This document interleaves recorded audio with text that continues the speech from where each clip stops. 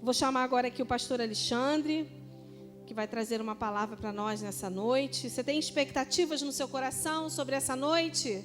Se você tem, eu queria que você agora estendesse a sua mão aqui na direção do pastor Alexandre, ele está subindo aqui, começasse a orar, profetizar sobre a vida dele, liberar palavras de vida eterna, liberar palavras sobre a sua saúde, sobre a sua casa, sobre os seus filhos, liberar palavras de vida sobre essa igreja, sobre tudo que ele está envolvido.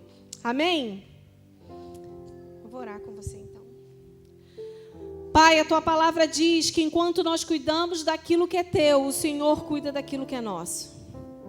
Senhor, e eu peço que o Alexandre seja completamente renovado nessa noite, que teu Espírito, que é o renovo, sopre sobre ele, que um óleo fresco seja derramado sobre ele nessa noite, que ao falar não seja o Alexandre que se comunique, mas que o teu Santo Espírito se comunique a nós através dele, Senhor. Usa o teu filho com graça, com misericórdia, Pai. Em nome de Jesus, Senhor. Amém. Amém. Ô Luta, gente. Ô Luta. Jonas, dá uma virada no telefone para ver como é que está todo mundo aqui numa guerra violenta. Aí a galera aí, o pessoal de casa, dá uma olhada. Gente do céu, o que é isso? Diga aqui para mim, Rafael. Amém. Eu já nem sei o que eu vou pregar depois disso. Nossa, tô tonto, cara. Tô tanto subir escada, descer escada. Mas, cara, amanhã a gente com certeza vai resolver isso. Eu estava falando para os meninos, né? Eu tenho uma coisa comigo que é assim, eu confio as coisas das pessoas, eu não sei trabalhar sozinho. Eu acredito que o melhor trabalho é sempre feito com conselhos, com equipe. Felipe está aqui, Digão está aqui.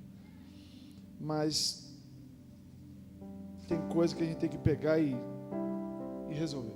Então amanhã eu vou resolver isso. Nem que eu pegue o net pela boca, eu sei qual é a empresa que eu vou fazer, eu trazer lá. Nem que eu vá lá na sala do cara, achar ele para resolver isso. Eu vou resolver isso amanhã. Amém, irmãos?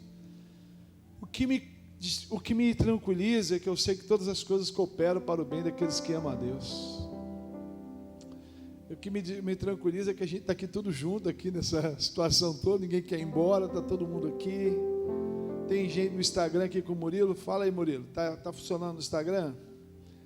Tem pessoal aqui no YouTube. Eu só estou com pena do braço de vocês. Vocês vão aguentar até o final, vai revezando, né? Beleza. Deixa eu me reorganizar aqui também.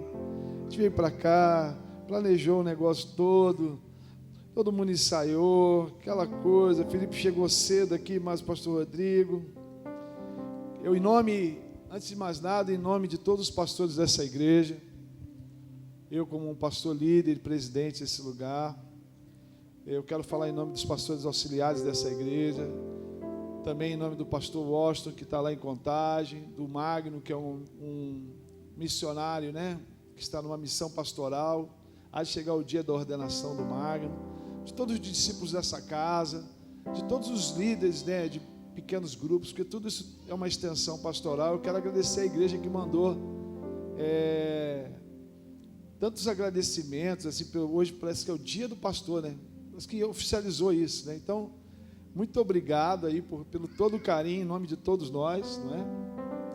Enfim, e eu acho que a gente está sendo provado como pastor aqui nesse culto, a manter a calma, manter a tranquilidade e, acima de tudo, manter a confiança naquele que nos trouxe até aqui.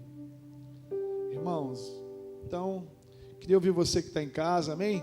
Está todo mundo aí? Está todo mundo entrando? Bom, obrigado, meu amor, ter orado. Deixa eu me recompor, né? Bom, a palavra que eu tenho para nós, assim, pessoal que está aqui, eu acho que é uma palavra, a gente está comemorando daqui a alguns dias, nem um mês, 5 anos de igreja. E hoje o Facebook, ele faz uns favor para a gente. O Facebook hoje me trouxe a foto do primeiro culto da gente numa praça aqui no Rio. Porque, curiosamente, escute, irmãos, olha que o Facebook é profeta. Escute essa. Preparamos tudo para fazer o culto. Era no Valqueire, na salinha, todo mundo lá, aquela coisa legal. Só que eu não sei o que aconteceu, a chave sumiu. A chave do portão era um prédio, então a igreja era tão grande que era um prédio, a gente tinha uma salinha dentro de um prédio. Então se arrumamos, tia Lúcia veio de São Paulo, aquela coisa toda. E quando a gente foi chegar lá com aquela multidão para entrar no prédio, o que aconteceu? Fechada. O pior, a chave não funcionava. O que a gente fez?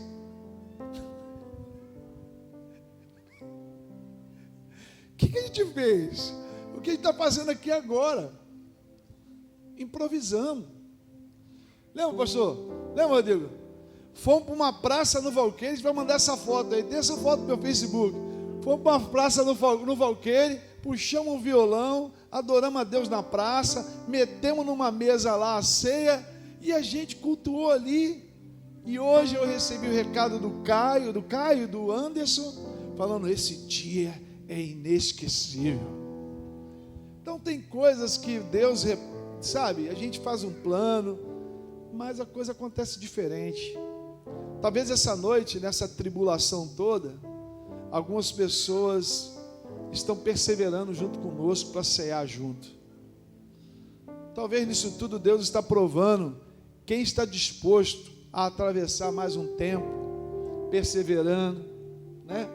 Nesses momentos a gente prova o nosso próprio coração.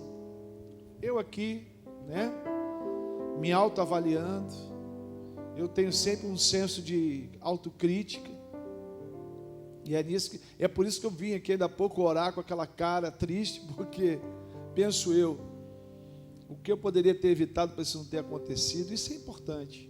A gente vai fazer 5 anos, dia 6 de julho, e a gente precisa estar sempre avaliando, sempre melhorando, sempre revendo. E eu queria começar falando sobre isso. Nós precisamos orar a Deus para que nós venhamos ser uma igreja relevante nesse próximo tempo que se chega. Não basta fazer 5 anos, mas eu tenho pensado muito sobre esse tempo. Eu tenho pensado muito sobre esse momento que a gente está fazendo 5 anos. Ouvindo algumas vozes proféticas, já algumas vozes surgindo. Toda hora as pessoas falam, em todos os lugares do mundo, que os próximos 2 anos serão muito difíceis mesmo. Em todos os lugares, e assim, eu estava ouvindo o Martin Scott outro dia, que é um profeta que hoje está na Inglaterra. É do Martin Scott toda a base de treinamento profético que nós aplicamos aqui. Martin é um cara de total confiança nossa, treinou muita gente top. E ele mesmo está falando que os próximos 2 anos serão anos marcados por cataclismas, por outros problemas. Eu ouvi também alguns outros pastores e profetas falando.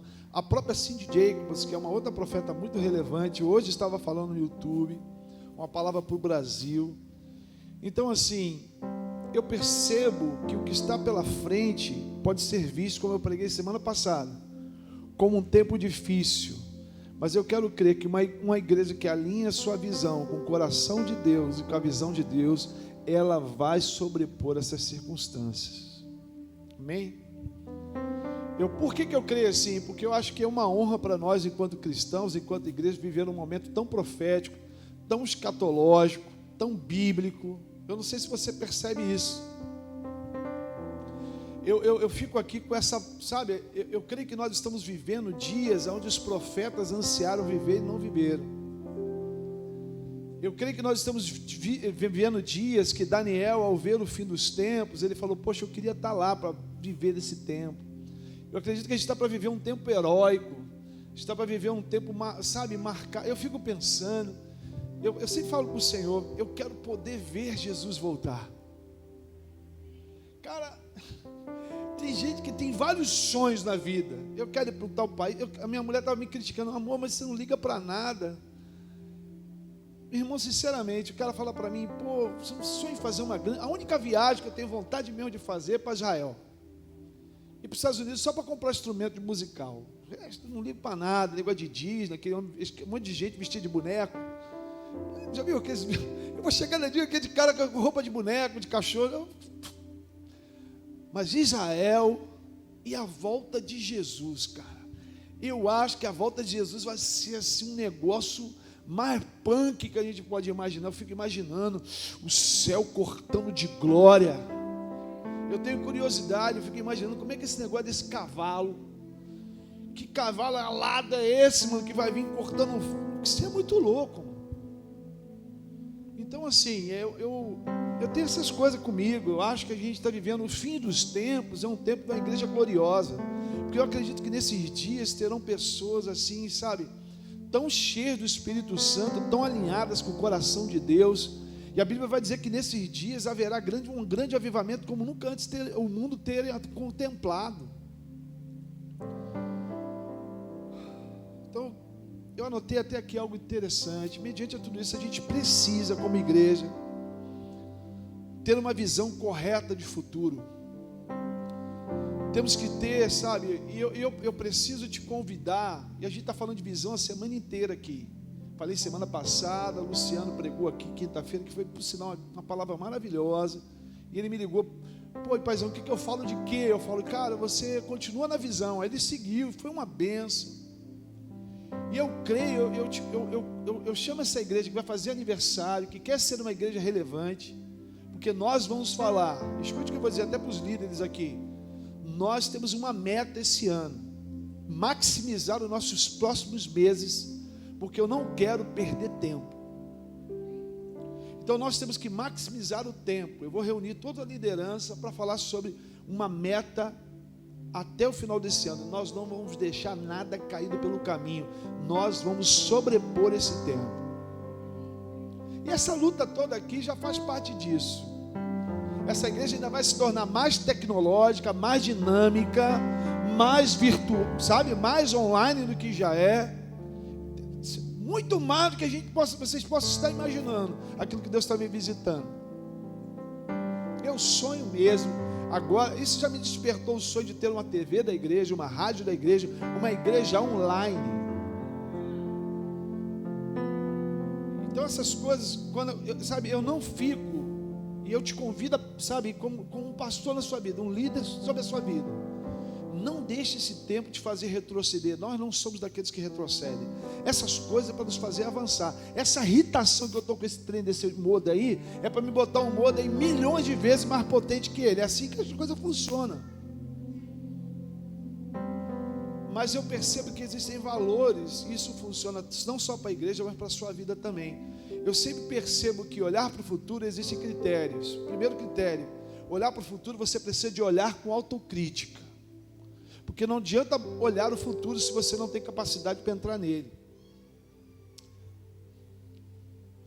Tem muita gente que gosta de olhar o futuro pensando no futuro como, beleza, mas primeiro olhe para dentro de você, se você é capaz de chegar lá. Segundo aspecto importante é que a gente precisa olhar o futuro com fidelidade sobre aquilo que nos trouxe até aqui. Por quê? Porque as pessoas que olham para o futuro têm visões, sonhos, e elas não são fiéis ao que te trouxe até aqui. A tendência é que ela, o quê? Fira as palavras que a sustentaram. E a gente precisa olhar para o futuro sem perder a essência de quem nós somos. Então essa igreja que vai andar para o futuro, ela precisa marchar, como já dizíamos lá atrás, em emuná, firmes, constantes, mantendo a palavra, mantendo a essência, mantendo os valores, e a visão ela apenas amplia, ela não muda. Outra coisa fundamental, sabedoria, muita sabedoria. E de tudo que eu falei, ouvindo e obedecendo a voz de Deus. Eu percebo esse convite para nós. Ao longo desses dias até o aniversário da igreja, eu quero falar muito sobre uma igreja pronta para um novo tempo, para um século que está chegando, para uma nova era. Para uma era que está chegando. Nós estamos entrando numa nova era, não no novo ano ou numa nova década. Nós estamos entrando numa nova era que vai nos provar em valores, em fundamentos, em palavra, em verdade, em fé. Eu queria ler um texto, se puder botar para mim, Coloca Mateus 13, versículo 52. Eu estou trazendo apenas um panorama da mensagem, eu vou chegar nela. Mateus 13, versículo 52. Amém, queridos? Vamos juntos para um novo tempo? Cadê o pessoal? Amém? Davi, bem, Cris, Sônia, vamos juntos, sem perder ninguém, sem perder a essência.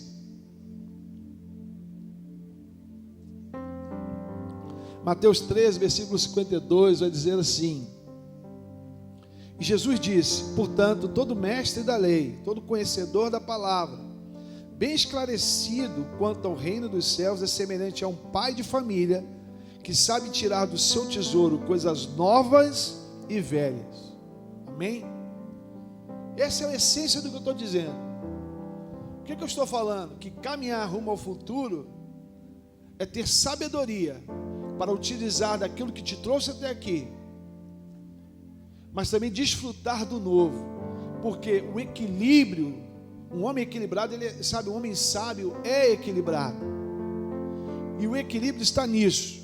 Manter as tradições. Tradição é uma coisa, tradicionalismo é outra coisa. Entende? Você que está olhando para o futuro, eu acho que todos nós estamos olhando para o futuro. Existe um futuro sendo descortinado para nós, amém, irmãos? Ninguém sabe como as coisas vão ficar. Essa semana tinha uma matéria sobre Seattle. Seattle está querendo viver uma espécie de uma anarquia lá. E o que chega no Brasil é um negócio lindo, mas a verdade é que já está tendo uma catástrofe social em Seattle. Olha o que está acontecendo no mundo.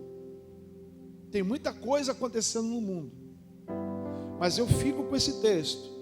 Um homem sábio, ele é equilibrado. E é equilibrado por quê? Porque ele sabe olhar para a sua história, para a história de seus pais, para as escrituras, e falar: não, isso nunca pode mudar.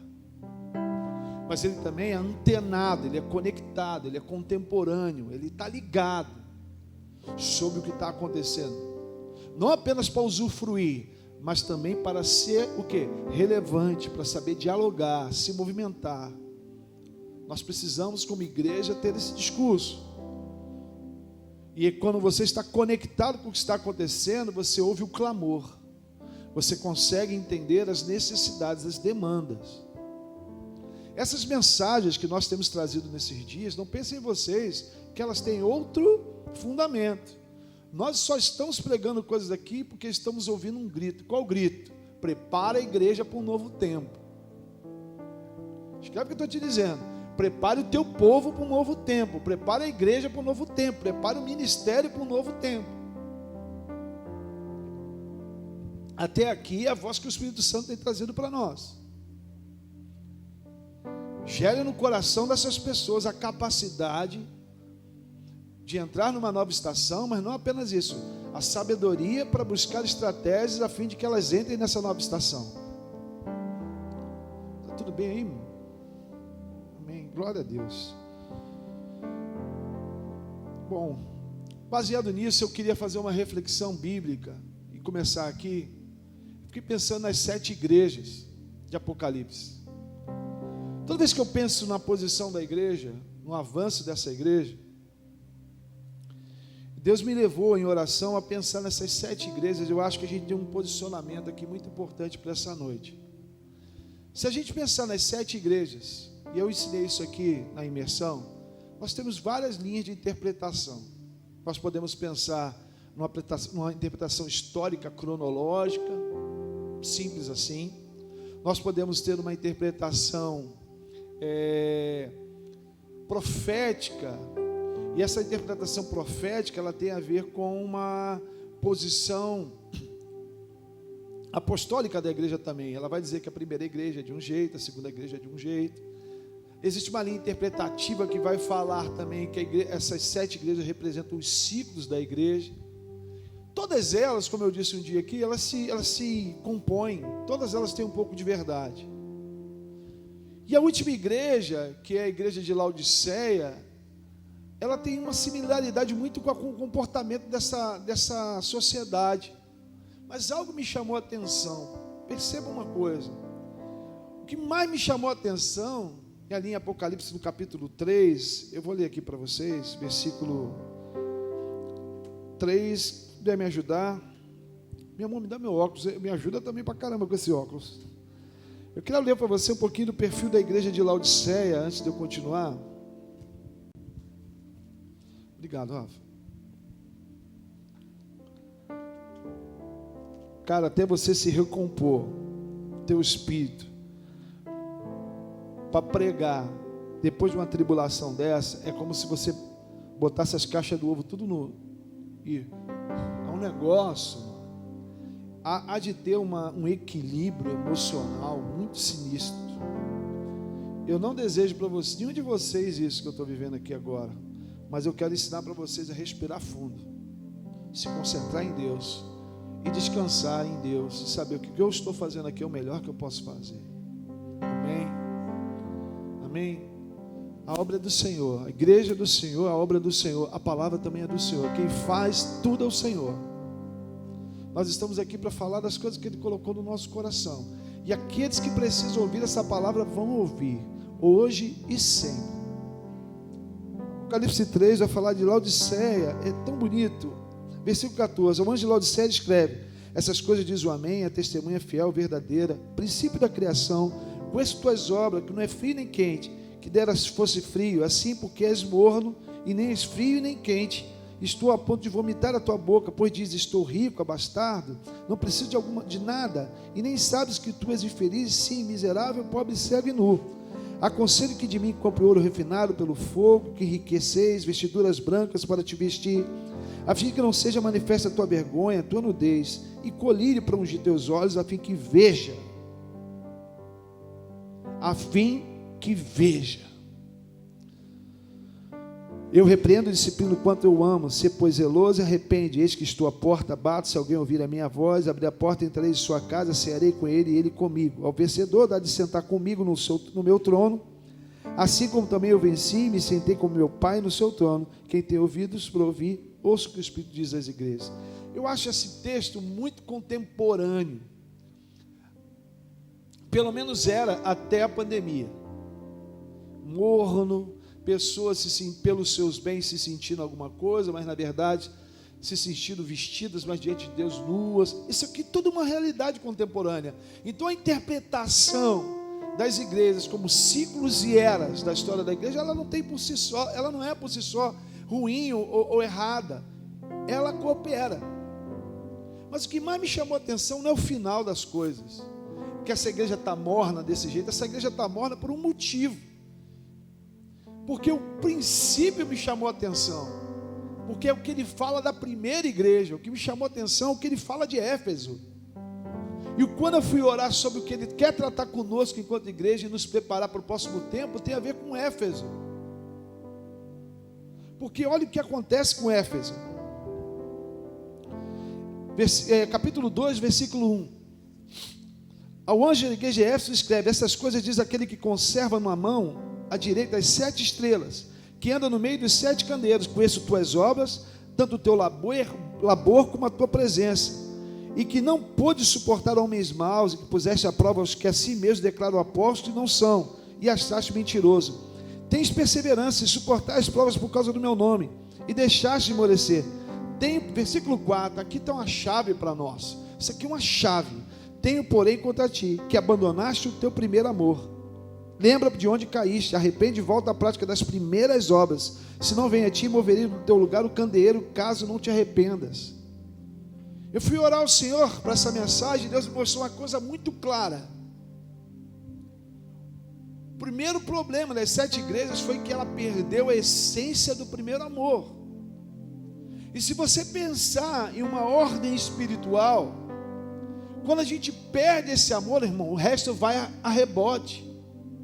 Então, quando eu perco o primeiro amor, Pérgamo, então, se dá idolatria e prostituição. Podemos interpretar assim, porque o primeiro amor se perde, as primeiras obras se vão. Então, é muito fácil de eu então me tornar um idólatra e me corromper moralmente. E porque o primeiro amor se perde, eu me prostituo. É fácil eu ser como Tiatira e me entregar a uma manipuladora, um espírito de manipulação e controle de falsos profetas e falsas profetisas, debaixo de um espírito de Jezabel. E se eu perco o primeiro amor e crio altares de idolatria, toda idolatria provoca manipulação, querido. Todo ambiente que se perde a essência das primeiras obras, da vida simples, do primeiro amor, se corrompe. E quem se corrompe precisa construir um poste ídolo, e todo poste ídolo manipula. E aí eu entro em Sardes, porque no final disso tudo as pessoas esmorecem e fazem a obra de qualquer maneira. Por que eu sou consumido quando as coisas aqui não funcionam? Porque maldito é aquele que faz a obra do Senhor com desleixo. Eu não aceito. O Deus que eu sirvo é excelente, e tudo para Ele tem que ser excelente. Eu não me dou com assim, eu não estou aqui em crise com a gente, não. Eu estou em crise, é porque eu não consigo ver a obra do Senhor sem dedicação plena, absoluta, excelência. Deus fez o mundo assim, fez cada um de nós assim.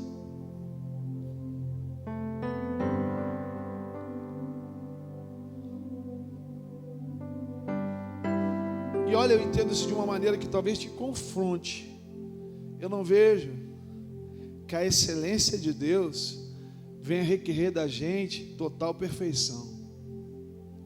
Eu vejo que a excelência de Deus quer requerer da gente total dedicação. Deus sabe dos nossos limites, mas Ele está olhando se a gente tem primeiro amor, se a gente ama fazer o que faz. Aí é muito simples compreender porque a última igreja estava satisfeita, cega. Porque quando a gente perde a essência dos primeiros dias, cara, tudo se perde. Por isso que eu prefiro ver as 7 igrejas em todas as perspectivas, a histórica, a cronológica lá dos dias, a visão apostólica, a visão cíclica. Mas o mais importante é você entender o que aconteceu. O que Deus quer nos ensinar com isso? Não perca o primeiro amor, cara. Porque se você perde o primeiro amor, o evangelho vai ser só um ambiente de idolatria. E a idolatria precede a prostituição. Uma vez que esse ambiente está estabelecido, você é manipulado, porque você vai precisar de alguém para manipular a sua fé, porque você já não tem mais fé. Aí é fácil, porque quem é manipulado não faz por amor nada, não faz com um cara manipulado, controlado, ele não faz nada com total integridade, ele faz porque tem que fazer. E no final, a gente fica adorando o Deus da bênção. Então o carro novo justifica a minha fé, o apartamento novo justifica a minha fé. E quando não tem nada novo, o que justifica a fé? Chegamos a essa pandemia, aonde a fé de muitas pessoas se foram. Por quê? Porque a saúde também justificava a fé. O que seria de Jó, hein? O que seria de Paulo com espinho na carne? O que seria de Eliseu, que morreu enfermo depois de ter curado tantas pessoas, ressuscitado pessoas? O que seria de nós? Quem vai atravessar esse momento? Que igreja vai entrar nesse novo tempo? Eu tenho uma expectativa.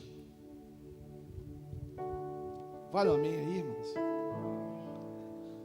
Eu sempre, antes de começar a mensagem, eu preciso dizer porque que eu estou pregando isso, cara. Porque eu não quero ficar falando coisas. Eu preciso dividir com vocês aquilo que minha mulher sabe, a minha crise. Que eu entro na minha casa e fico, Jesus, por favor, o que você quer falar para a sua igreja? O que você quer que eu fale para a sua noiva? Eu creio que essa mensagem é para uma noiva que quer dizer, Deus, eu quero ser uma igreja apaixonada por Jesus. Eu sempre gosto dessa canção, dá um mi maior aí. Quero voltar ao início de tudo. Vamos esquecer essas coisas, vamos adorar Jesus. Encontrar-me contigo, Senhor. Eu quero rever meus conceitos e valores. Eu quero reconstruir. Eu vou regressar ao início, rever as primeiras obras, Senhor. Eu me arrependo, Senhor. Me arrependo, Senhor. Vamos cantar isso para Jesus, gente. A gente pode cantar junto aqui? Eu quero voltar ao primeiro amor, ao primeiro amor. Eu quero voltar. Isso é lindo. Eu quero voltar ao primeiro amor, ao primeiro amor. Eu quero voltar. O primeiro amor, ele é muito... Deixa eu te falar um pouquinho sobre isso. O que é isso?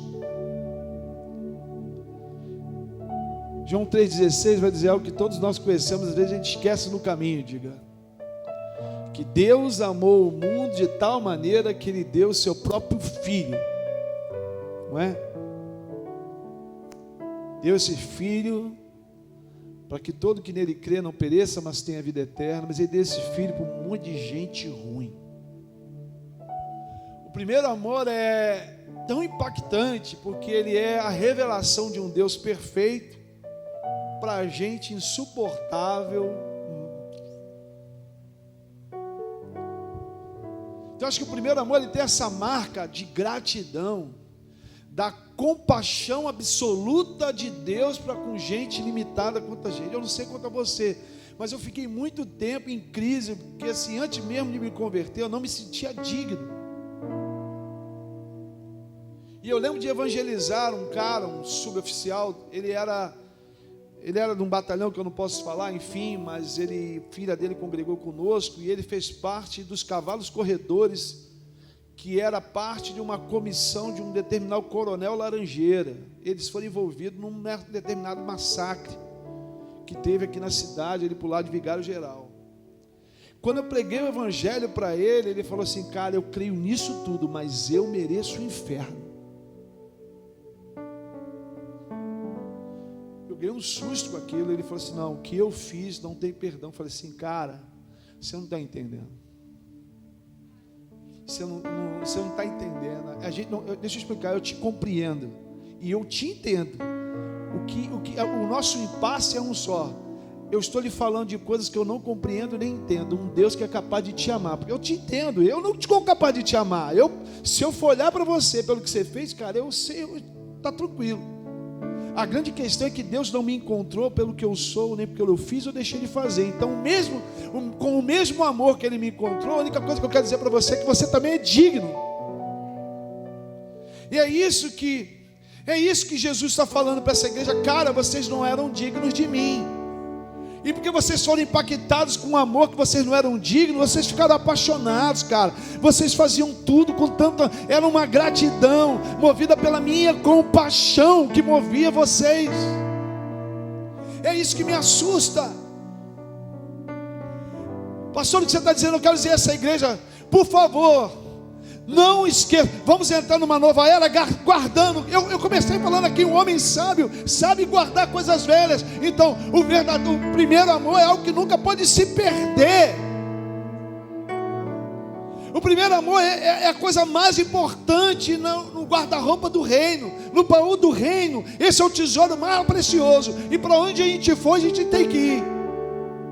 Estou desempregado, emprego se perdeu. ministério se perdeu, honra se perdeu, tudo se perdeu, mas aquela compaixão que me alcançou, sabe, de olhar para o lugar e falar: cara, mas eu continuo lembrando quem eu era, o que eu merecia, e um Deus que foi misericordioso comigo. Porque quando uma igreja perde isso, querido, tudo vai a balde. E o diabo, ele é estratégico. Para que um lugar cheio de tecnologia, cheio de recursos, se não tem amor, se não tem o valor das primeiras obras?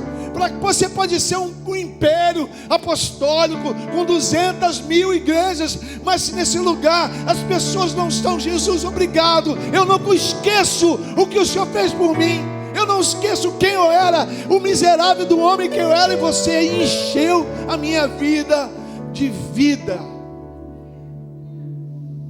Cara, não vale a pena ser igreja, porque eu vou voltar, porque quando isso se perde, você pode ser apenas uma igreja idólatra e prostituta, manipulada, profética, maluca, controlada, desleixada.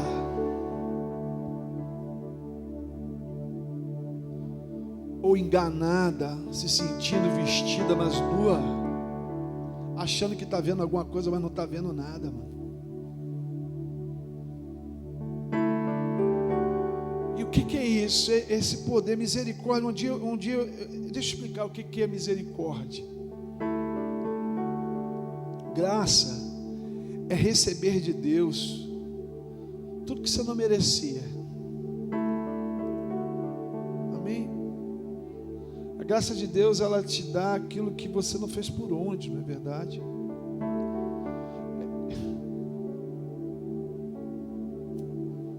Entende? Você não merecia, mas pela graça o Senhor resolveu te dar coisas. Misericórdia é diferente. Misericórdia de Deus é merecer e não receber. Rodrigo, você era para estar no inferno, você merecia o inferno. Escute o que eu vou te dizer: eu e você, da prostituição que Ele nos tirou, do mar de mentira, rebeldia que Ele nos tirou, nós merecíamos o inferno, mas a misericórdia dEle não nos deu o inferno. A misericórdia dEle nos calçou os pés e nos deu a oportunidade de pisar nessa igreja. Misericórdia é não receber o que merecíamos. Graça é receber o que não merecíamos. Essa conversa, a graça, a favor, cara, essa conversa de teólogo que não está entendendo o que está falando. Aqui, seu miserável que nem eu, você era para estar agora no inferno, mas embora você merecesse o inferno, Deus está te chamando para ser um cidadão do céu, brother. E quando a gente entende isso e não esquece isso, a gente não vai idolatrar nada, a gente não vai se prostituir, a gente não vai ser controlado por falsos profetas, a gente não vai se saciar com os bens desse mundo, porque o melhor de tudo é a presença, é sentir o amor de Deus em nossas vidas. É todo dia falar: Deus, é por causa da tua compaixão que eu estou vivo, é por causa da tua compaixão que meu casamento está de pé, é por causa da tua compaixão, do teu amor que me sustenta.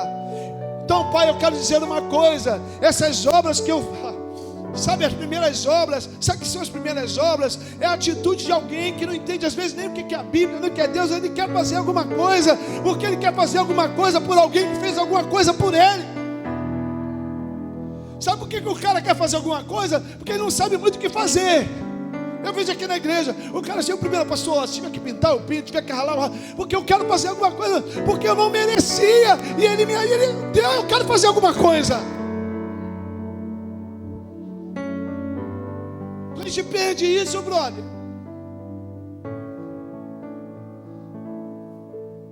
Quer fazer alguma coisa, Deus está falando. Cara, a coisa mais linda é uma pregação de alguém assim. Ele não sobe para pregar para manter o cargo, ele não sobe para pregar para aparecer para ninguém. Não, eu vou falar de Jesus, cara. Deixa eu falar aqui para vocês. Eu quero falar só de Jesus aqui, porque eu amo Jesus. Eu já falei, cara. Eu quero botar o nome da minha sala ali, Sala Pastoral John Wimber. Um dos homens que eu mais admiro na Bíblia, na vida. Quem é John Wimber? Fundador da igreja do Ministério Vineyard. Um hippie loucão, estava lá fumando as maconhas dele, de repente ele encontrou Jesus, pirou, lendo a Bíblia. Aí ele vai numa reunião com um monte de crente que perdeu o primeiro amor. Ele falou assim: ei galera, acabou a reunião? Acabou mesmo, vem cá.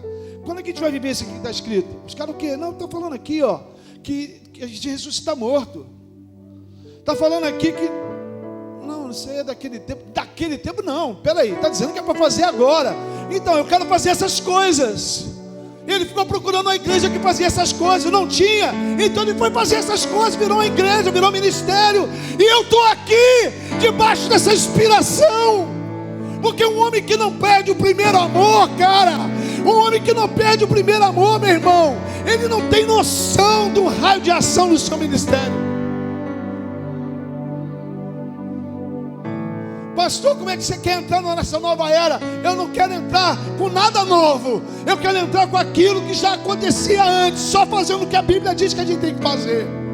Vai cair internet, vai levantar a internet. A gente passa por tudo isso. O importante é a gente sair daqui, cara, incendiado por uma palavra. Entende? O importante é que quando a gente começa a pregar aqui, o negócio acontece aqui nesse trem. Você na tua casa já vai ficando cheio aí, cara, em nome de Jesus.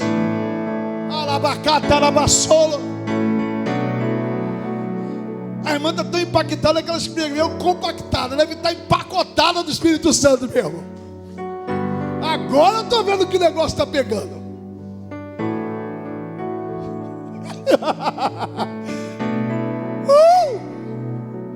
Deu Wander. Ô Wander, tu era mais bonito que tu era o Wander Chu da igreja, mano. Lembra o Wander? Chu! Fica fazendo chu aqui, meu irmão. Só não apaga o fogo. Sabe, só não apaga o fogo. Igreja não tem que ter maluco. Igreja tem que ter nego caindo. Tá tranquilo. A igreja precisa ter essa gente que não está muito preocupado com o que os outros estão falando, mas está preocupado com o coração de Deus. A opinião de Deus é mais importante. Eu subo aqui boladaço com tudo isso, mas chega aqui, eu estou preocupado com a opinião de Deus. Então esses problemas tudo aí, fica tudo para trás. Já vencemos tudo ele. Amanhã eu vou lá resolver esse trem, acabou aí, eu vou chamar os caras para resolver. Vamos falar do Senhor, das coisas de Deus para a gente. Eu fui orar esses dias, aí você fala assim: pastor, como é que você está buscando a Deus? Aí você fala assim: cara, sabe, irmãos, às vezes a gente jejua e não ouve. Já fui para o monte várias vezes, saí do monte boladão. A última vez que eu fui para o monte, minha esposa para consagrar, fomos para o monte, quando a gente falou: vamos embora desse monte agora. Vai uma mulher com um babado amarelo, parecia ter uma roupa de macumba, ela foi subindo assim, o cara, aí eu falei: meu Deus, que negócio esquisito. Aí o cara com a capa roxa, eu falei: é Satanás. E o pior, não era ele com a capa roxa, a mulher com o babado amarelo, a outra com o véu azul. Eu falei: meu Deus, o que está acontecendo? É que no meio disso tudo eles falando selfie espiritual do monte. Chacanai. Eu não aguento. Eu olhei para minha esposa: vamos para casa. Vamos para casa. Com todo respeito ao monte, eu gosto. É que quando Deus quer falar contigo, Ele fala aonde Ele quer, da maneira que Ele quer, como Ele quer. Estava lá em casa. Eu tenho um filho que é metido a churrasqueiro. Não vou dar o nome, vocês imaginem quem deve ser. Pai, segura quando aqui, fica aqui na fornalha aqui um pouquinho. Eu estou sentado. E Deus resolveu falar comigo no meio daquela fornalha, no churrasco, batendo a carne. Um negócio estranho, nada espiritual. Mas Deus me levou num texto. E a palavra foi assim: tu tens orado. Você quer ouvir destino para as igrejas, para o meu próximo tempo? Isso tem queimado meu coração. A gente não tem que crescer por crescer. A gente tem que crescer por propósito. Quem cresce por crescer é câncer. O nosso organismo cresce para funcionar e funcionar bem. ele não cresce alienatoriamente, ele cresce organizadamente. Isso tem a ver com não perder a visão. Isso tem a ver com guardar o que presta, manter as coisas importantes, abraçar a novo, mantendo o velho, o novo, o velho, o vinho novo e o vinho velho, todos eles funcionando. Eu queria ler com vocês dois textos que têm me impregnado. Não sei nem o que eu vou falar depois, mas até aqui é o que o Senhor tem colocado no meu coração. Se você está recebendo, se essa mensagem está abençoando você, está abençoando vocês aqui, gente? Fala comigo. Se estiver abençoando vocês em casa, dá um glória, porque é isso. Olha o que diz Lucas 10. Lucas 10, versículo 25. No meio do churrasco, meu filho Danilo lá. Olha isso, pastor Rodrigo. Olha isso aqui, Felipe.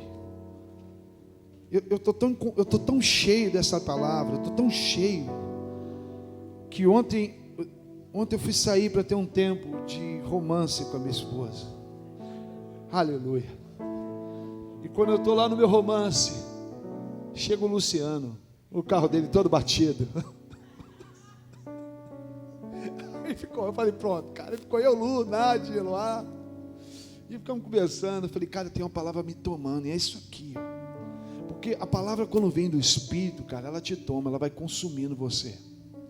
E você vai fazendo, mas que você volta nela. E toda hora que ela te visita, é como o Espírito Santo dizendo assim, não esquece. Lucas 10. Esse texto, ele por si só é todo tremendo, mas, cara,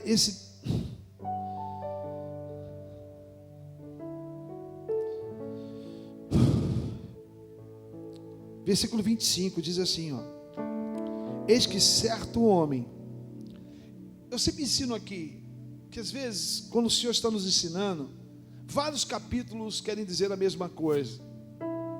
Se a gente pegar Lucas 10, qual é o contexto de Lucas 10? Ele está ensinando os primeiros discípulos, aqueles 70 homens, ele está querendo ensinar os seus 70, os seus missionários, a sua igreja, os principais valores da sua movimentação.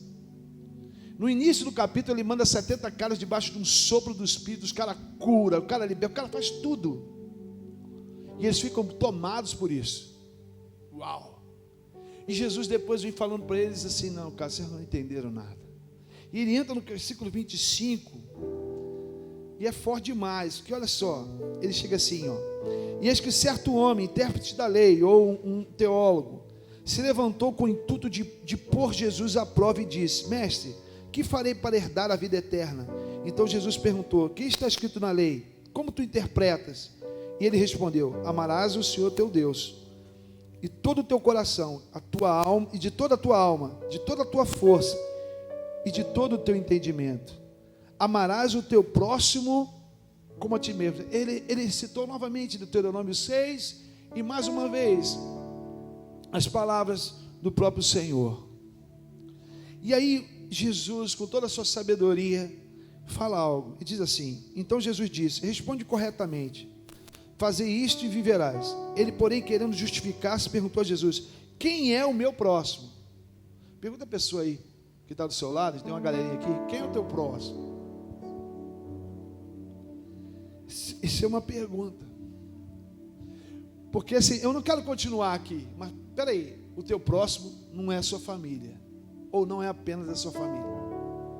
O teu próximo não tem a ver apenas com as pessoas que você gosta de andar. A gente está vivendo uma sociedade que ela está dividida não apenas etnicamente, ela está dividida ideologicamente. Isso é muito perigoso. A gente já está vivendo um momento de tribos. A tribo dos tradicionais, os LGBTs, os anarquistas, os antifa não sei o que, os hippies, os punks, os dreads, os locks, que é um negócio louco. Eu respeito, mas a ideia do próximo é amar. Ainda que tivéssemos todas essas divisões, mas se as pessoas se respeitassem, se amassem, talvez esse texto não fosse tão importante, porque ele continua e diz assim,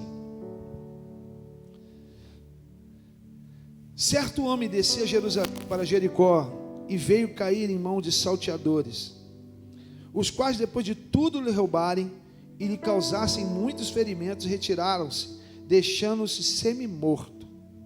Casualmente descia um sacerdote por aquele mesmo caminho, e vendo, passou de largo, ou seja, deixou o cara lá. Semelhantemente, um levita descia por aquele lugar, e vendo também, passou de largo. Porém, certo samaritano, que seguia o seu caminho, passou de perto, e vendo, compadeceu-se, exerceu compaixão. E chegando-se, pensou-lhe os ferimentos, aplicando-os óleo e vinho, e colocando sobre o seu próprio animal, levou para uma hospedaria e tratou dele. No dia seguinte, tirou 2 denários e entregou ao hospedeiro, dizendo: cuida deste homem, se alguma coisa gastar a mais, eu te indenizarei quando voltar. Jesus faz a pergunta: qual destes 3 te parece ter sido o próximo do homem que caiu nas mãos dos salteadores? Respondeu: os intérpretes da lei, o que usou de misericórdia para com ele. Então disse: vai e procede tu de igual modo.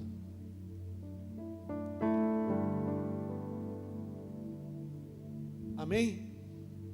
Esse texto é muito interessante, porque ele faz a gente refletir enquanto igreja.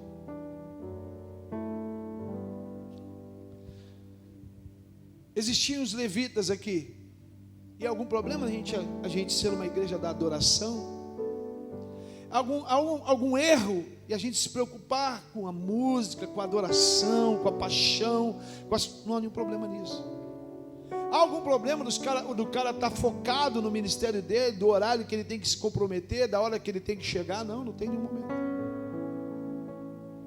Há algum problema do cara ter um compromisso? Talvez ele tivesse que pregar, ele tinha um horário para chegar, ele tinha coisas para fazer. Não há nenhum problema quanto a isso. Nós também podemos pensar em 2 igrejas: uma igreja focada na palavra e outra igreja focada na adoração. Isso é uma realidade hoje. O grande erro foi o seguinte, irmãos: eles esqueceram de algo, que uma vida é mais importante do que qualquer ministério. E se um ministério não funcionar para salvar uma vida, ele é qualquer coisa menos um ministério. Então esse texto fala de uma terceira igreja, uma igreja de samaritanos, uma igreja de pessoas que não eram as mais bem-vindas. Não era aquela que, sabe, a igreja samaritana é aquela igreja daquele povo assim: cara, como é que pode esse cara ser crente? Sabe aquela igreja de gentios? Sabe aquela igreja? Sabe aqueles improváveis? Sabe os improváveis? Não sei quantos improváveis tem aqui. Sabe? O Senhor está falando aqui. Deixa eu contar uma coisa para vocês, cara. Cara, eu estou procurando um povo que esteja atento ao clamor, à dor, ao choro, ao problema. Nós aqui, enquanto igreja, deixa eu te falar uma coisa: nós não podemos estar aqui apenas focados em ser essa igreja que é legal, da adoração, da palavra, que reúne, que está aqui, que ama a palavra e tal. Cara, se tudo isso aqui não ouvir o clamor daqueles que estão pelos caminhos, feridos, semi-mortos, drogados, sem ter o que comer, sem ter o que vestir, tudo isso que nós estamos falando vai cair sobre Judas, e talvez nós sejamos encontrados em falta. Quando eu penso o futuro, a primeira palavra que me vem é misericórdia. E é impossível. Ai meu Deus, quantos estão comigo aqui? Escute, por que você não pode perder o primeiro amor? Porque o primeiro amor tem essência. Você sabe o que é compaixão, porque a compaixão te alcançou. Você sabe o que é misericórdia, porque a misericórdia te alcançou. Talvez você era mais um que estava pela estrada de Jericó, ferido, machucado, e a misericórdia, a compaixão te alcançou. Agora você é um levita, um ministro de louvor, um pregador, um mestre da lei. Mas Jesus está dizendo: cara, lembra de quando eu te achei pelo caminho, e não esquece isso. Eu quero uma igreja que não esqueça as pessoas, Nélia, que não esqueça as pessoas que estão com fome pelo caminho, fome de justiça, fome de cura, feridas pela vida, pela prostituição. Que a nossa tendência, irmãos, a nossa tendência é começar a sentenciar todo mundo. A nossa tendência é esquecer do lugar onde nós estávamos caídos. Porque tem gente que não caiu não, tem gente que foi encontrada caído. Eu fui encontrado caído. Eu fui encontrado dentro do meu trabalho destruído, caído. Essa igreja aqui é gente simples, cara.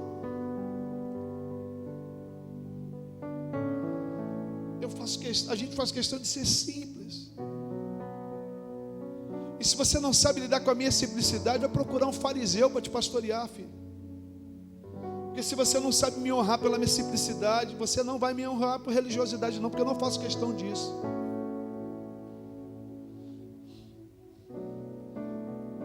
Agora, se você me honra na simplicidade, verdadeiramente você honra. Não que eu procure isso. Mas eu quero lembrar que Jesus nasceu numa manjedoura.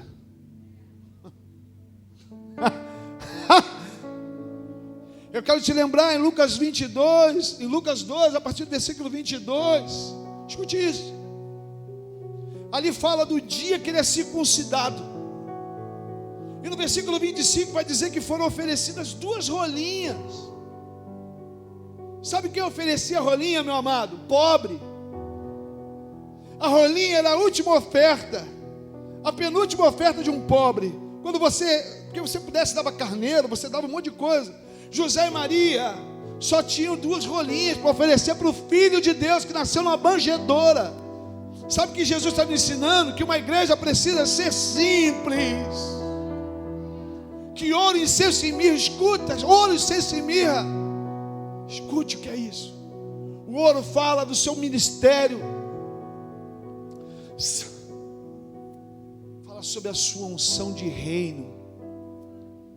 Fala sobre governo. A mirra, estamos juntos? Isso é muito forte, irmão. A mirra fala, o incenso fala do seu sacerdócio. Ele era rei, sacerdote e profeta. O ouro fala da sua unção de rei. O incenso fala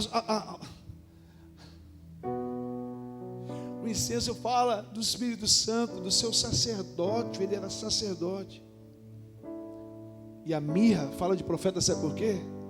Porque eles untavam o corpo na mirra para profetizar a imortalidade do Espírito. Porque a profecia de um homem, ela precisa durar para sempre. A palavra passará céu e terra, mas as palavras dele não passarão.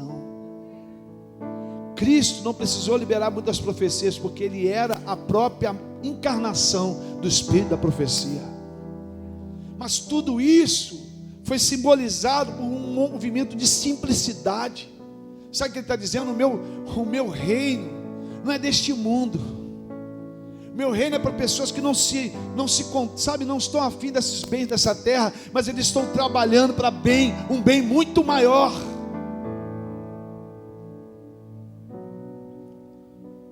O meu sacerdócio é para fazer que os homens encontrem o Pai, porque eu estou aqui para fazer a vontade do meu Pai, e eu vou para o Pai, e eu quero levar muitos comigo.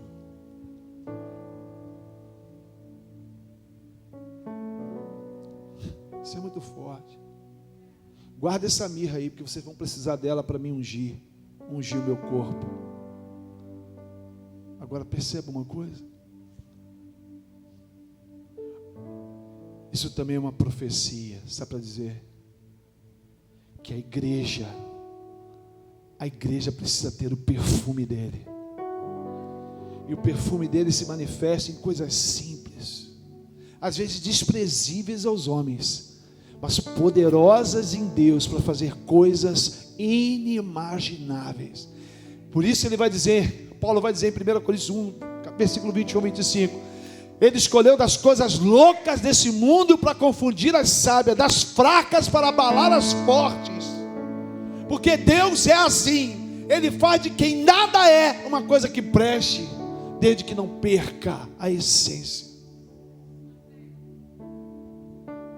Não foi a força do nosso braço que nos trouxe até aqui.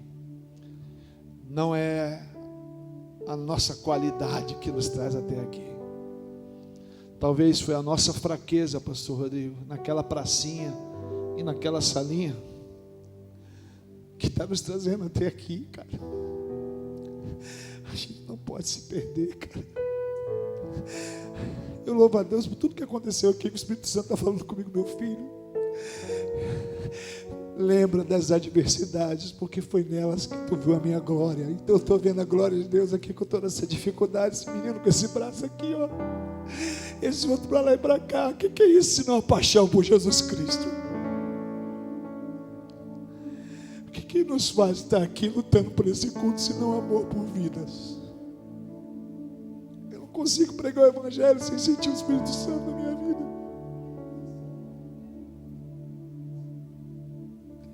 A gente não pode perder isso. 5 ou 50 anos ou 500, eu não sei, pastores, queridos. A gente não pode esquecer de onde a gente veio. Numa casa desprovido de condições.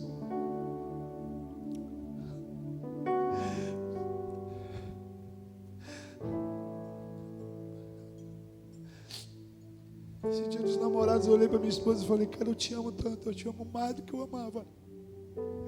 Porque quando eu olho para ela, eu lembro que foi através dela que eu conheci Jesus. Como eu posso perder a gratidão pela tua vida? Não tem como.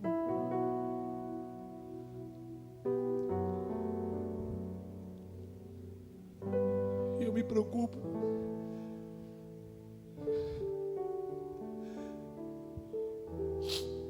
Eu me preocupo com essa igreja que esquece os perdidos pelo caminho. Eu me preocupo quando a gente olha os mendigos na rua e a gente não dá nem um bom dia. Tem um exemplo que eu tirei para mim, que é do Luiz Hermínio. Uma vez, ele já falou isso na internet. Eu me lembro uma vez almoçando com ele lá no restaurante aqui, das poucas vezes, enfim. Mas eu lembro de uma conversa que ele dizia o seguinte, que ele já falou isso na internet, que ele bota no carro dele várias notas, e ele não quer nem saber quem pedir, ele dá. E ele define de uma maneira muito legal, ele diz assim: cara, Deus disse para a gente dar, não perguntar para quem a gente está dando. Isso é fantástico. E eu tenho encontrado com o Fábio várias vezes. Ele falou: cheio de te contar a história, cara, é verdade. Eu andei com ele no carro, fico com o dinheiro tudo pendurado, ele fica dando mesmo. E eu lembro que eu estava com a Patrícia no Presunique de Nilópolis, por causa dessa palavra, lembra? Tinha um cara pedindo na boca do caixa do mercado, nego, pra quê? Eu fui lá, eu não aguentei, cara, deu uma loucura. Eu fui lá: gente, dá pro cara. A palavra de Deus diz, um monte de crente de Nilópolis, né? A palavra de Deus diz para vocês darem, não dizer para que dar. Se ele vai usar, problema dele, faz a sua parte.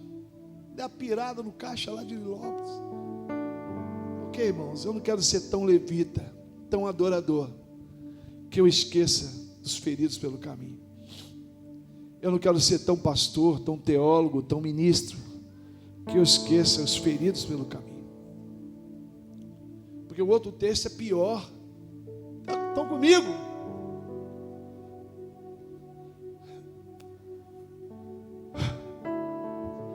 Comigo aí, irmãos? Que o outro texto é muito terrível, porque é Mateus 25, 34. Olha o que vai dizer Mateus, brother.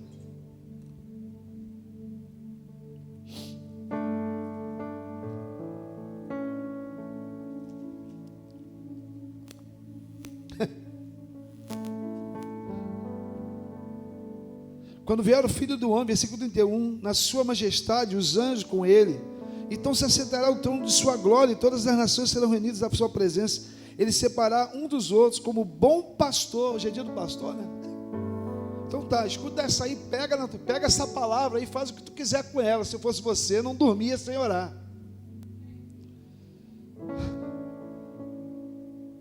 Assim como separa cabritos das ovelhas, ele porá as ovelhas à sua direita, mas os cabritos à esquerda. Então dirá o rei: aos que estiveram à sua direita: vinde, bendito do meu Pai, entrai pela porta do reino que vos tenho preparado desde a fundação do mundo. Porque tive fome, tive sede, estava desabrigado, forasteiro, nu, enfermo, preso, e foste me ver. O juízo está no ferido de Samaria, de Jericó. O Senhor vai dizer que a gente tem que temer o juízo da segunda morte. E nesse juízo da segunda morte, o Senhor está falando: levita, que lindo o seu CD, que bonitas suas músicas. Para a esquerda, seu cabrito miserável.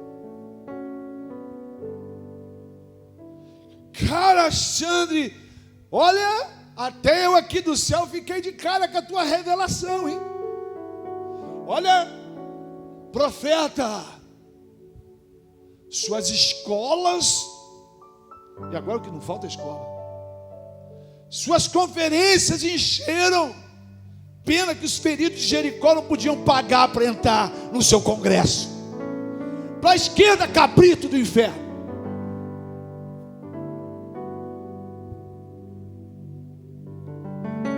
Mas ele vai dizer ao povo, é louco o povo: você não vê as pessoas se afogarem.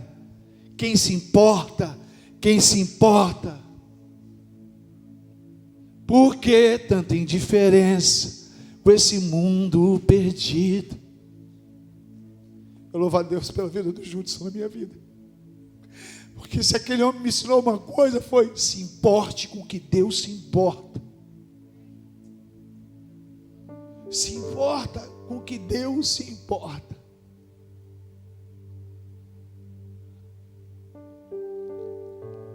Os caras ficaram: mestre, você tem certeza que sou eu? O que eu fiz? Porque quando a gente tem primeiro amor, a gente não faz nada querendo esperar algo em troca, porque a gente já recebeu tudo que a gente... O primeiro amor não é uma alma, não há troca, não há falta de motivação, não há querer aparecer para ninguém. Tem um preso para visitar, eu quero. Tem um enfermo para orar, eu quero ir. Tem um hospital, essa semana tem um hospital, querido. Tem um casaco aqui, ó. Mas não me traz casaco velho, não.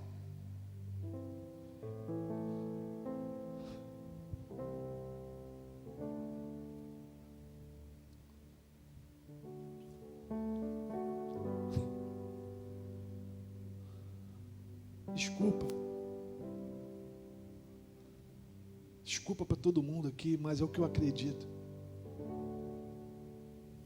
Quando a gente tem o primeiro amor, a gente só quer agradar a Deus e fazer as obras que Jesus fez. Jesus libertou os presos, curou os enfermos, matou a fome dos famintos, deu sede aos sedentos. Pode olhar.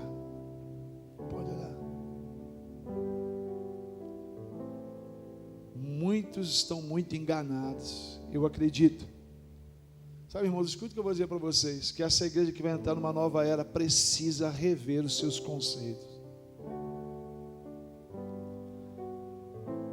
Porque se o mundo já não admira os nossos ministérios precisam mudar. Se aquilo que a gente faz aqui dentro só é compreendido por nós, se o que pregamos só é compreendido por nós, se a unção só funciona aqui dentro, tem alguma coisa errada. A gente precisa voltar para Jesus e falar: Jesus, cura, porque eu estou cego, mano. É curioso que quando eu volto em Mateus 10, é louco isso. E quando eu digo que Jesus, dentro do mesmo capítulo, quer ensinar um monte de coisa, e ele usa vários exemplos, é que logo depois que ele fala sobre a passagem dos samaritanos,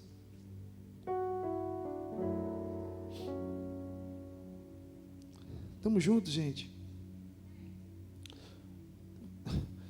Mateus 10, não, Lucas 10.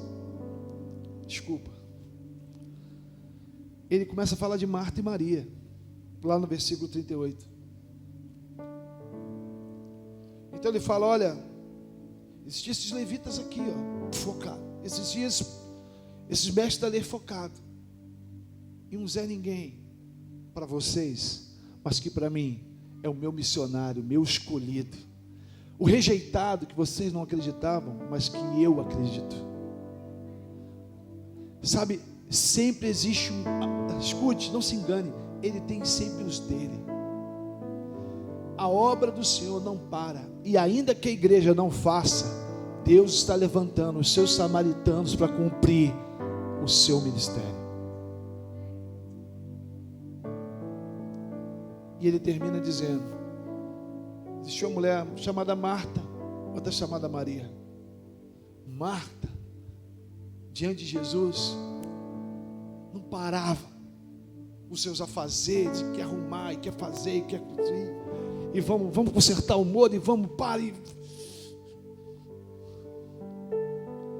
talvez Jesus está dizendo para ela essa noite, gente, para tudo, filma do jeito que der,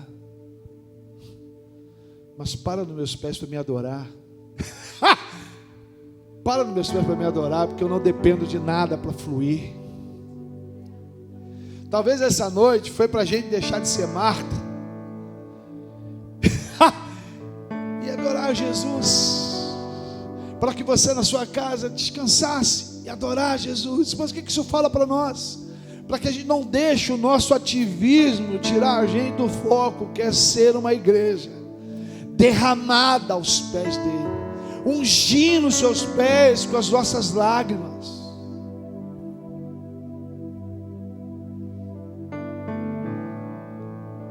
Eu não sei do nosso futuro, mas a primeira palavra que eu quero profetizar é que sejamos cheios de misericórdia, que com a mesma misericórdia que ele nos alcançou, possamos mantê-la viva para alcançar outros, para que com a mesma compaixão que ele nos encontrou, mantemos viva essa compaixão para com os outros. Eu oro para que o primeiro amor na minha vida e na sua vida, e cada um que está aqui, sejamos muito verdadeiros. Senhor, restaura esse amor tão desprovido de falsos interesses, de falsas motivações, esse amor que ia para a igreja só porque queria ouvir, sabe, não ia para a igreja porque tinha um ministério para fazer, ele apenas ia para a igreja porque ele queria Jesus, só Jesus. Jesus era a coisa mais importante.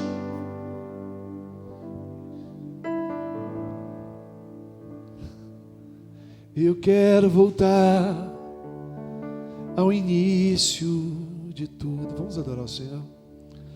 Encontrar-me contigo, Senhor. Eu quero rever conceitos e valores. Eu quero reconstruir.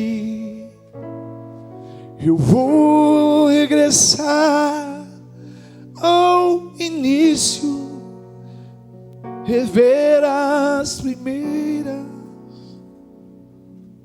Senhor. Talvez você esteja na sua casa, nós estamos aqui, e a gente já deixou alguma coisa cair pelo caminho. Essa noite eu quero orar por pessoas que querem voltar a ver as pessoas caídas pela estrada. Eu quero orar por pessoas que querem voltar a ver as pessoas caídas dentro da sua casa, da sua família. Eu quero orar por pessoas que estão dispostas a doar tudo que tem, para que um ferido seja curado, para que o perdido seja achado. Porque se uma igreja perde isso, ela é qualquer coisa menos igreja. Eu quero orar por pessoas aqui, talvez a gente está aqui, vamos ser sinceros, será que isso queima dentro da gente? Será que esse amor queima dentro da gente? Eu quero que você está na sua casa, lembre de como era a sua vida com Deus. Eu quero lembrar do seu primeiro encontro com Deus. A gente não faz encontro com Deus aqui, mas o encontro é tremendo. Assim como além do véu é tremendo. E eu quero dizer para você outra coisa. Novembro tem batismo aqui no estacionamento da igreja. E se você quiser se batizar, a gente vai te batizar aqui. Eu queria que a gente orasse. Eu queria chamar minha esposa aqui. Porque o que nos trouxe até aqui, algumas coisas realmente não vamos levar adiante, mas algumas outras coisas são fundamentais para que a gente vá adiante. Uma delas é a gratidão, o senso de misericórdia e compaixão que nos trouxe até aqui. A essência dessa comunidade, que já existe antes mesmo da gente iniciar a comunidade, que é fundamentada em um Deus que encontrou pessoas improváveis para liberar sonhos e projetos. Seus pastores são pessoas improváveis. Seríamos numa ótica humana as últimas pessoas que talvez ele usasse dentro de uma geração. Mas eu, minha esposa, fomos encontrados assim. Queremos adorar, sermos levitas da casa do Senhor, amém. Queremos tua palavra e amamos as tuas escrituras, amém. Mas quando vemos o inferno, queremos parar tudo que nós estamos fazendo para ver a cura, a restauração, a libertação, ver a fome ser saciada, a sede ser saciada, o desabrigado encontrar casa. Porque até o pardal encontrou casa e andorinha ninho para si. Você tem uma casa. Essa igreja sempre será uma casa de paternidade para todos os improváveis que Deus trouxer até nós. Você crê nisso? Dá um glória a Deus, em nome de Jesus. Fica de pé, vamos orar. E eu quero voltar ao início de tudo, encontrar-me contigo, Senhor. Eu agradeço ao pastor Carlos, que me batizou, que acreditou na minha família e me fez pastor ao lado dele. O pastor Moisés, que me discipulou, Thomas, Judson, todos os homens, porque primeiro amor fala de gratidão. Eu quero registrar isso aqui. Eu agradeço os líderes que me disciplinaram, que me corrigiram, que arrancaram, né, amor? Arrancaram as pulgas, os carrapatos, puxaram as orelhas, quebraram as patas, botaram dedo na minha cara para dizer: cara, você tem que mudar. Seu sem vergonha, você tem que mudar. Eu glorifico a Deus pela vida desses homens, meu irmão. Glória a Deus. Eu quero voltar ao primeiro amor, eu quero voltar a Deus. Eu quero voltar ao primeiro amor. Eu quero voltar a Deus. Senhor, eu oro para que possamos guardar, Senhor, as coisas velhas que são tão importantes e que nos trouxeram até aqui. Senhor, eu oro para que o nosso coração nessa noite seja aquecido com aquilo que um dia nos resgatou do lamaçal do pecado, Senhor. Se nós abríssemos aqui, todos teriam palavras para dizer do lamaçal de pecado que foram retirados. Senhor, a única coisa que merecemos era o inferno, mas um dia o Senhor resolveu nos amar com um amor perfeito, e as tuas cordas de amor nos resgataram e nos transportaram para esse reino maravilhoso, Senhor. Mas nos dá, Senhor, um coração que teme a tua presença, um coração que treme diante desse Deus maravilhoso, Senhor. Eu oro para que sejamos batizados com teu amor nessa noite. Senhor, arranca de nós toda a indiferença, Senhor. que só faz a gente olhar para o nosso próprio umbigo, para as nossas próprias demandas, Senhor. Que nós tenhamos olhos para olhar aqueles que estão próximos de nós. Que nós sejamos aqueles que estendem a mão. Que nós sejamos aqueles que oram, que não tratam, Senhor, com dissensão as pessoas. Que o reino que nós carregamos, Senhor, se manifeste através das nossas vidas, através de pequenas coisas, através de coisas simples, Senhor. Mas que em tudo, Senhor, o Teu reino seja manifesto. Que possamos ser mensageiros, Senhor, porta-vozes, Senhor, das Tuas boas novas, Senhor, com atos de justiça nesse tempo, Pai. Ajuda a Tua igreja, Senhor. Ajuda-nos, Senhor, porque não sabemos fazer isso sozinhos. Somos completamente dependentes de Você. Somos completamente dependentes da Tua direção, Senhor. Essa é a minha oração nessa noite. Se você concorda comigo, eu queria que você dissesse um amém bem alto.